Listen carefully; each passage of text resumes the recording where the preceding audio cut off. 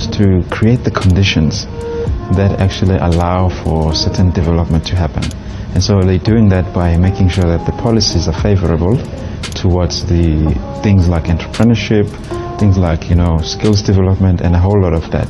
And I must say that even in our country, South Africa, we've got great policies that have been set in terms of skills development and TVET.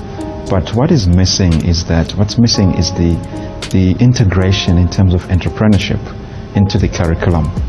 You will find that the whole curriculum, it's got a whole lot of technical stuff, but it doesn't have much on how do I start a business, how do I create a venture out of this, and how do I make sure it's sustainable and that it can employ. But mostly the curriculum, it's more around how do I get a better job or be absorbed in a job. So what the government could do is that I strongly believe that the conditions must be set, so meaning that support the entrepreneurs, because most of the government don't support the entrepreneurs, but they say they want to create jobs. And I always ask myself, how do you create jobs without entrepreneurs?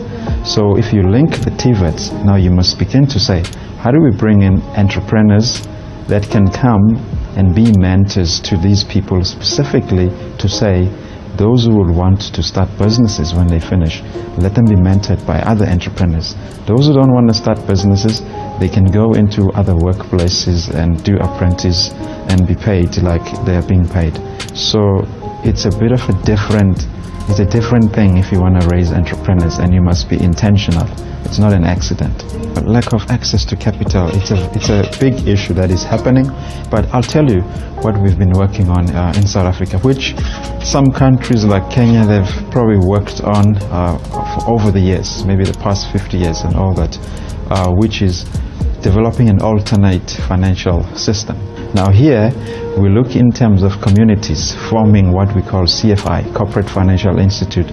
They use the Stockford model, so when communities come together, they can basically start what you call a cooperative bank and begins to finance the initiatives of their local communities. So for an example, we're a group of 200 people together that have built up a CFI that probably has 1 million. So we are able to say then, here are artisan, here are entrepreneurial opportunity. Let us go invest into those projects. So in that way, we give them access to capital.